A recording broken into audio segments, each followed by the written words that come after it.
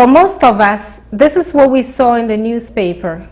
The grapevine went to work right away, and we came out with our own conclusions. Good evening, and welcome to Talk New York. Tonight, a conversation with Mr. Atta Boama. Stay tuned. I'm in the home of Mr. Atta Boama, who is in the photograph and the subject of this interview, to talk to him in depth and set the record straight about what actually happened that day. This is the article that most of us saw, that you were trying to jump to your death because you were distraught over losing your job. Could you tell us a little bit about what actually happened that day? How did you get up there? It's very simple, yeah. I think the whole situation happened in 1994 on a job whereby, as the reporter put it in the newspaper, 94, whereby we think everything has been squashed. Now we have recently, February of 95, we have a new. For some reason, this man doesn't get eye to eye with me. It looked like. We must say that you work for the city. I work for the city. The Department of Housing Authority. Okay. Okay. For some reason, this man doesn't get along with me for no reason. I guess. How long have you worked there? 7 years. You worked there for 7 years. Of course. This man that you are talking about, who is he? His name is Shaun Johnson. He is the superintendent of the project. Okay. And he's your boss? He's my boss. Okay. When this thing happened, he was not there. But because of the fact that for some reason he doesn't like me, he and the co-worker who I have altercation with came into an agreement because the co-worker had a Parkinson's disease. So therefore he cannot perform the job. In order for him to lose his job without getting disability, they make a deal. You give me this, I'll let you get the disability. Okay. All right. So in terms of having the altercation with the co-worker, you accept that that situation did occur? Okay, you're right. Okay. What prompted that altercation? On July last 94, we were having a barbecue as employees. We chip in $5. Everybody who want to participate, I did give $5 up as my contribution. When the food when the time lunchtime for us to go and have the cookout, this guy named Bias, William Bias, closed the gate where we were having the barbecue. Said, "Oh, we don't want Africans here." Everybody was laughing. Could he have been joking about that? Was he serious? He was serious. It's not the first time he make a comment about Africa. When Shaka Zulu came on the movie, when he see Africans on the news like Somalia, and he constantly, use it as a front and accuse me, and I'm somebody. That sounds like a very ignorant person. Did you try educating that person? Very, very. I did. As a matter of fact, on June, before this thing happened, on June 94, I reported him to our superintendent, his name was James Baker, to talk to him because he make that allegations against me all the time. Did you personally, man to man, try to sit him down and say, listen, Somalia is part of Africa, but Africa is a big place, and I come from West Africa, and we're not that hungry. Not that we're saying there's anything wrong with the other people, but Africa is a big place, and there are hungry people in the United States, just like there are hungry people everywhere. Did you try to come to some agreement with this person? I did a couple of times when I did talk to him, and I said, look, even if you go to San Domingo or Puerto Rico, there are people, even in the United States, people are living in the shelter and they're eating in the garbage and stuff. So please, when you see anything, just ask me, is it true or what happened? Anything can happen, right? And I will give you more details why the news media, or in aspect of journalism, they always project where people can see the bad side of the country. Right, negativism sells, and we all know, because But anyway, before we get off the subject, what prompted you that very day to get on the cables? Well, when on the bridge. It's connected to the same case happened in '94, when this man Shaun Johnson sent me to general hearing, not even local. That's like an arbitration, right? To judge the case. Okay. Okay. The hearing officer found me 44-day suspension, whereby the union have a rule you cannot suspend any city employee more than 30 days. So they were going to fight for it. So this letter was sent to the chairman of the housing authority, Mr. Ruben Franco, excuse me. He overruled the 44-day suspension and gave me outright dismissal. Just like that? Just like that. So the union lawyer said, look, we have another way to fight this case. So believe me, we will fight to what do you call the Civil Service Commission. So they will really, that was my last hope. Because from the point of view, when I was fired in March, this Shaun Johnson, my superintendent, he suspended me. I was suspended before I got dismissal. What was the suspension? Nobody knows. Mr. Atta Boama lost his job as a result of an altercation he had with a co-worker. A co-worker whom he said discriminated against him. According to Mr. Atta Boama, he reported this co-worker to his superiors, but nothing was done about it. The day that he went to the Brooklyn Bridge, he said he was in shock. That was the day that he received the final letter from the city arbitration that he no longer has a job with them. Mr. Atta Boama was shocked and went over there. He said emphatically that he is not crazy, and the doctors said so, that he was in shock. However, Mr. Atta Boama took the route he did, not because of the job per se, but it was the principle of the matter. You see, the altercation occurred 1.5 years prior to his dismissal. The statute of limitation for such cases is 18 months. And this case was not taken to arbitration until the 16th month after the incident occurred. And he feels that if it weren't for the fact that Shaun Johnson, who was his new superior, did not like him, he probably would have still had his job by now. Stay tuned for more conversation with Mr. Atta Boama. So, okay, it's not all white people are racist, but this particular person, you think had it in for you, right? As a black person, of course. Were you the only black person in staff over there? I was not the only black person over there, but I was the only African. Born in that department. Okay. Because he cannot deal with those African Americans who were born here. But me in particular, at the same time, I was the union shop steward. He doesn't like me. He's a redneck. I have to quote unquote on that. Okay. Because of his Shaun Johnson. Because of his behavior towards me. It makes me feel like that. But like you said, not all white folks are racist, but this particular person, you can tell when somebody is a racist. You know? Okay. So again, that very day that you took this trip to the Brooklyn Bridge, we will say, was the very day that you received the final saying on your case as to the termination stands and this is it, there's nothing else to be done about it. That was the very day? Yes, of course. Okay. The reason why I'm asking you that question is because in the Atta newspaper, they alluded to the fact that you said you did this to bring awareness to the situation and see that if you can get some people to shed some light on it and see what the city has done. Was that what happened, or maybe you just felt temporarily upset and you decided to take that trip? It was, I mean, You tell me. Yeah, let me tell you something about the day. That was August 19 when this incident happened.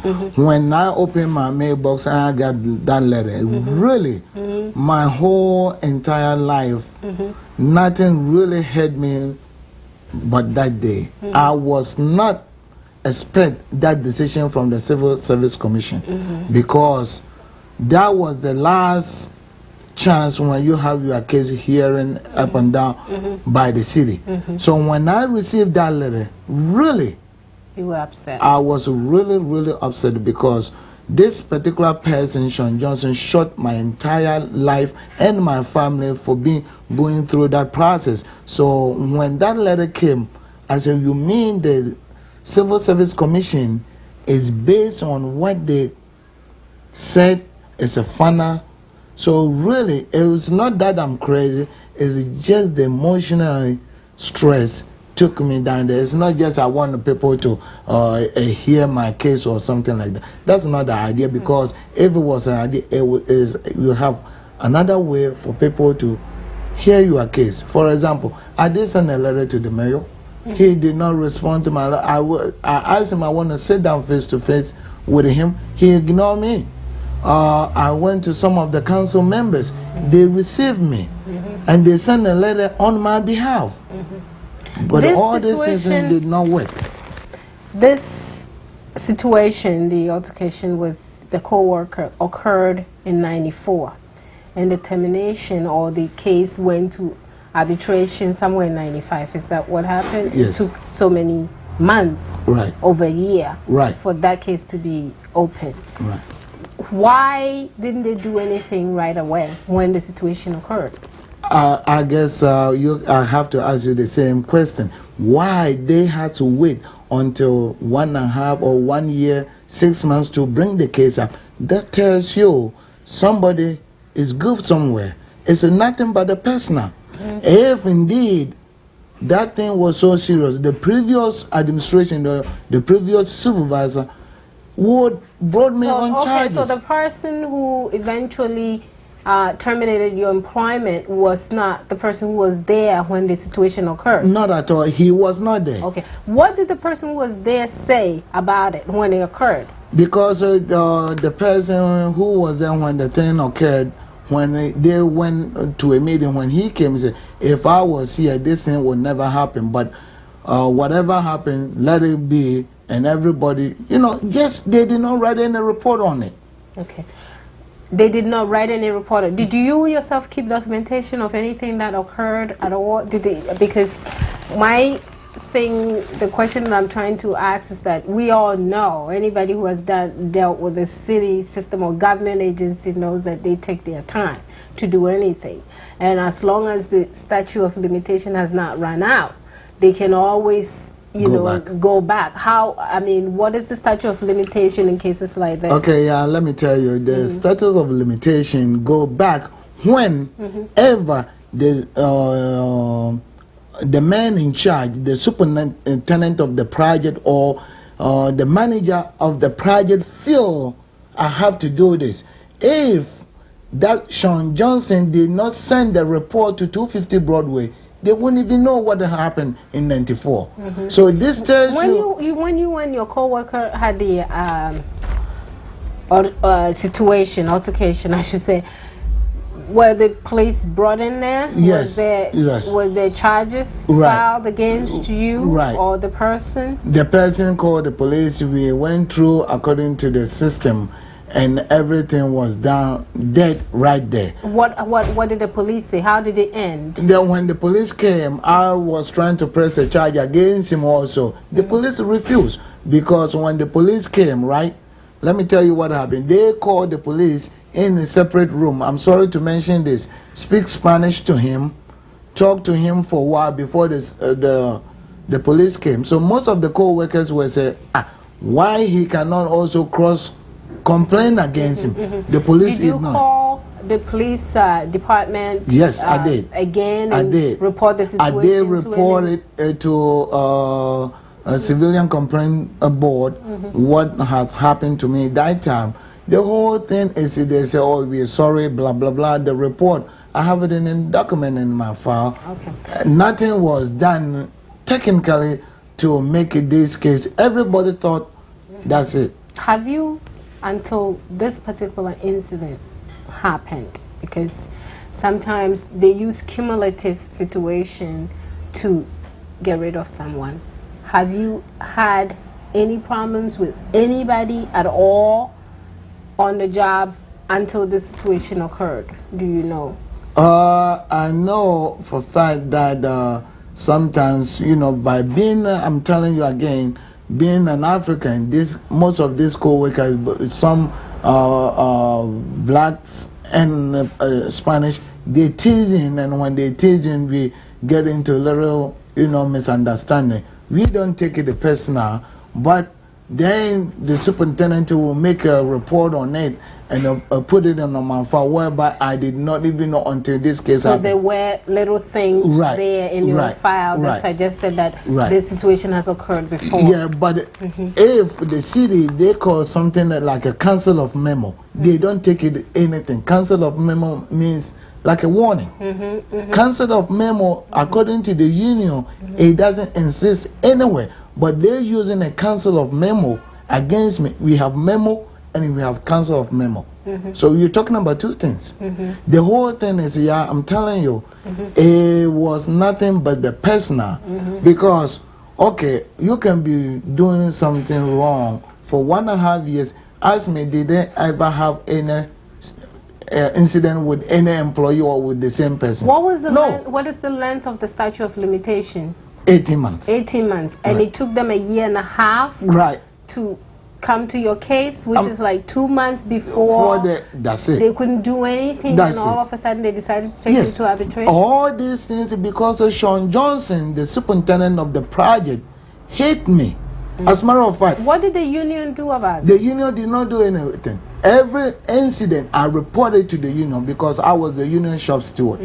Have you ever been suspended? Never. Have you ever been cited for anything? Never. And yet the union couldn't do anything? I'm telling you. You see how... What did the union provide you at all? The union provide me only legal. I mean, a lawyer to handle this case, and they are the union lawyers. And that's it. No unemployment, nothing whatsoever in my city. You didn't receive unemployment? No. You see, you won't feel it until the system get caught up on you. What is the excuse for not receiving unemployment? Because I was fired on the job. You were fired on the job. Yes. If you are fired on the job, you don't receive unemployment? I tell you, you see, most of the things the people will not know until it happened to you. I know some people say, oh, it's all right. Do they have code? I mean, they have something in writing saying that fighting on the job was something that shouldn't be done, and that if you do it, it's one of the things that will prevent you from collecting unemployment? No, no such a thing. But this is what I was told at the unemployment hearing. I filed for unemployment, they denied me. I went for unemployment hearing, they denied me. As a matter of fact, the city sending somebody to represent them, saying because of the incident I had a fight on the job, so therefore you are not eligible. After 17 or 18 years working on my feet, never collect unemployment, but this is what I got. Did you take the situation to the State Human Rights Commission? Oh, I did everything. What was the outcome of the State Human Rights Commission? The outcome of the State Human Rights Commission from the 40 Rita Street. Even I went to the office in the World Trade Center. You know what they're telling me? I was told we have so much cases from 3 years, so it's going to take a time. But if my case, if the State Human Rights Commission acted right on it, my case will not be like that, because they will have something against this Shaun Johnson. Say, hey, look, if it would be like give and take. Because if he can... With your allegation about that person that you had this altercation with, that did he call you any names at all? In terms of, you said he discriminated against you because you were African. Did he say anything to you? He sometimes he used to call me Chakazuru, all kind of... Now I always take it... Was there any disciplinary action taken against him? No, because he make a deal with the superintendent, Shaun Johnson. There was no anything against him. Did they even cite him at all for? Did he deny ever saying those things? I tell you, even then when we went here, and I have a co-worker who went and testified on my behalf. Still, they don't believe. They didn't believe that person. They already make it their mind. That's what I'm telling you. If they can wait from 94 into 96, come on. What make a trigger for this Shaun Johnson brought me on charges? Common sense. He never write me up since he been in the project from February 95. What did you do for the city? I was working there as a maintenance man in the housing authority at the town houses. What does it mean? Yeah, we do repairs, plumbing, electrical, and major maintenance on the project buildings. Did you have any complaints from the tenants, the No. people that you were serving? No, as a matter of fact, even when I spoke to the rabbi told me the city is saying the people don't like me. And I asked the rabbi, I said, when did they make that such statement To you? to me, say they don't like me? And what did my department did? And what was my punishment? For them not liking they like and me. What was the rabbi that you're talking about? Is the rabbi who was shown in the newspaper as one of the people who persuaded you to come down from the That's hills? correct. That's him. What the people, meaning the people in the houses, don't like you? Right. On what grounds? That you don't do your job, or that just as a personal thing you just don't mesh with them? Yeah, I have no idea. I have no idea, but I can prove a whole bunch of signatures from all the tenants and the senior citizen. The senior citizen, some of them, their birthday, I send them back. They all love me. Some of them cry when they saw this article on the newspaper. They cry with the tears because they know they call me the lovable boy. Everybody want to talk to me. When they have a problem, some of them don't want anybody but me because I know how to deal with the senior citizens and most of the tenants. And you really didn't even hear about the people don't like you through the arbitration until this incident occurred and the rabbi went there and heard all these things about it. And what was on my file about the people don't like and you. what did the superintendent of the project did call me and say, look, I'm giving you a memo. Where is the documentation? Nothing. So my point is, the whole incident is nothing but the personal. Right. When someone doesn't like you, they will do everything. I have come to realize something about most people. When they find a very strong-willed person, a person who is aware of his right, his or her right, and can stand up to them and say, you know, what you telling me is wrong or what you doing is wrong, they tend to not like that person very much because you are like a thorn in their side that they want to get rid of. Did you sort of like, was the person that pick up on every little thing and made your point clear and maybe that's why they had it in for you, or you just went and did your job? And I think, yeah, to be honest with you, it could be a part of it because if I sit down and think about the whole circumstances and plus being a union shop steward, most bosses don't like a person like that. Being a dynamic, somebody you can carry the torch, you can lead the people, they don't like you. You know, in our community, meaning the Ghanaian community, or even to some extent the African community, and the reason why I'm saying to the extent is not because I'm not saying the other Africans don't have the same culture, but I can speak for every African country. Right. Ghana is where I grew up and that's what I know. Somebody going to this length in terms of trying to jump to your death, committing suicide, is a little bit unusual. Right. So, you know, we all had our take on it of what we thought the situation was. Some people will say, why don't you just move on and find another job? Some people will say, you know, this person has emotional problem. You know, people will have their own discussion as to what they thought was wrong with you. How has the community treated you? Because I know that you were a very active member in the community. Yeah, I tell you what, it took a lot of impact with some of the members who are community people who cares and love me. For some reason, nobody ever thought I would be in that type of situation. Number two, when something happened like this, everybody come up with their different ideas and different per se rumor and all this. It's not the job I lost.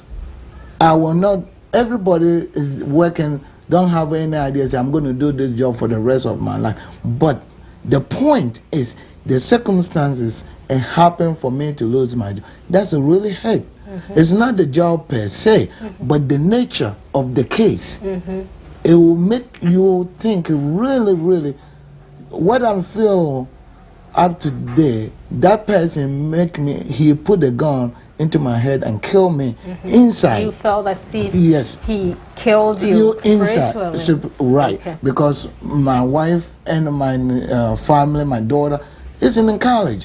Where am I going to get the money to pay her college? First year in college. My wife lost a baby because she was stressed because my insurance was carrying her and she had a miscarriage for 5 months. How many people can go through all this just because somebody doesn't like you? And back to Ghanaian community, when they got the news, my house was poor with a lot of loved ones. Telephone was ringing like a crazy. Everybody want to know what happened. This is not Atta, we know. I even read that, you know, and I don't mean to cut you, but you have another job, a part-time job at the Ambassador Way. Is it Ambassador Way? It is Ambassador Way. Okay, travel agency. But I read in the newspaper that people were calling there very angry with the owner that why did they fire you, and the person was saying that you know, I'm not the one who did this and stuff like that. So it seems like a lot of people like you. So far, have you got a chance to talk to people to explain it to them what happened? Of course I did. Back to that point about Ambassador Way. Ambassador Way, Eddie Agbo is somebody like my brother, my family member with everything. What would you like these people who care so much about you and care about your situation have shown that by calling you and coming here? What would you like to say to them? To enclose my discussions with you, I would like to emphasize my sympathy. I would like to emphasize my story to the whole entire Ghanaian community and let them know it's not that I'm crazy, but whenever something like this happens to you, that's when you will feel the heat. You won't know until it happened to you. I know this show will start even more conversation about this situation, but I hope we have answered some questions tonight. Thank you for watching. Stay tuned next week for another edition of Talk New York. Same time, same station. Before I leave, I would like to say good night to my little niece Nanaya, who asked me to do this. I hope you're getting ready for bed. Good night.